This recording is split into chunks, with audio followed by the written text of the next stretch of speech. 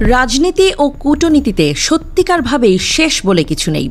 কে কখন দাবার কোন চালটা চালবে আগে থেকে অনুধাবন করা মুশকিল। ইসরায়েল ইরান সংঘাতে নানাভাবে আলোচনায় আসছে আগ্রাসন আর আত্মঘাতের গল্প। ইরানে ১৯৭৯ সালে ইসলামী বিপ্লবের সময় ক্ষমতাচ্যুত হয় দেশটির তৎকালীন শাসক পালভি পরিবার। সেই বিপ্লবের পর পেরিয়ে গেছে ৪৫ বছরেরও বেশি সময়। সম্প্রতি ইরানে ইসরায়েলি হামলার প্রেক্ষাপটে পালভি পরিবারের সাবেক যুবরাজ রেজা পালভি দাবি করেছেন, ইরানের বর্তমান সরকার খুবই দুর্বল। এই সরকারকে ভেঙে দিতে আঘাত হানার উপযুক্ত সময় এখনই।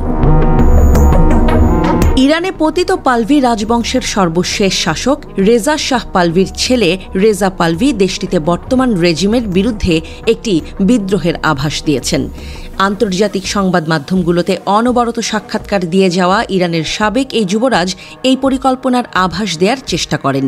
পরিকল্পনা অনুযায়ী ইসরায়েলের সঙ্গে যুদ্ধের পর ইরানিরা বর্তমান ইসলামিক প্রজাতন্ত্রের বিরুদ্ধে বিদ্রোহ করবেন। এই ক্ষেত্রে পশ্চিমারা নিষেধাজ্ঞা প্রত্যাহার করা ছাড়াও অন্যান্য উপায়ে সহায়তা করবে, তবে তিনি নির্দিষ্ট করে কিছু বলেননি। জিউইশ ক্রনিকল ও ইরান ইন্টারন্যাশনাল সহ সংবাদ মাধ্যমগুলো এই নিয়ে প্রতিবেদনও প্রকাশ করেছে। রেজা পালভি বলেছেন, ইসলামিক প্রজাতন্ত্রের বর্তমান রেজিমকে ক্ষমতাচ্যুত করলে মধ্যপ্রাচ্য ও আন্তর্জাতিক অঙ্গনের অনেক সমস্যার সমাধান হবে। এর মাধ্যমে তিনি ইরানিদের বোঝাতে চেয়েছেন যে এমন একটি ফলাফল তাদের স্বার্থেও অনুকূল। এটি কেবল কথার কথা নয়, এটি বোঝাতে তিনি দাবি করেন ইরানের ক্ষমতাসীনদের ভেতরের কিছু ব্যক্তি তার সঙ্গে যোগাযোগ রাখছেন।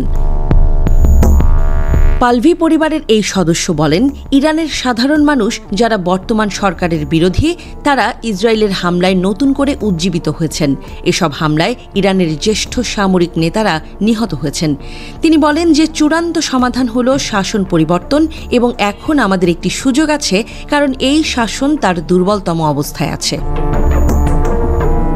এই বিষয়ে বিস্তারিত জানতে চাইলে রেজা পালভি যুক্তি দেন, ইসলামিক প্রজাতন্ত্রের নিজস্ব কর্মকাণ্ডই তাদের বর্তমান অবস্থানে এনেছে। তিনি বিশ্বাস করেন যে ইসরায়েলের উদ্দেশ্য বেসামরিক নাগরিক হত্যা করা নয়। তিনি বিশ্ব শক্তিগুলোর প্রতি আহ্বান জানিয়েছেন নিষ্ক্রিয় না থেকে স্পষ্টভাবে বোঝাতে যে শুধু নিষেধাজ্ঞা আরোপের বাইরেও তারা ইরানের জনগণকে গণতন্ত্র ও স্বাধীনতার লড়াইয়ে সমর্থন দিতে পরবর্তী পদক্ষেপ নিতে প্রস্তুত।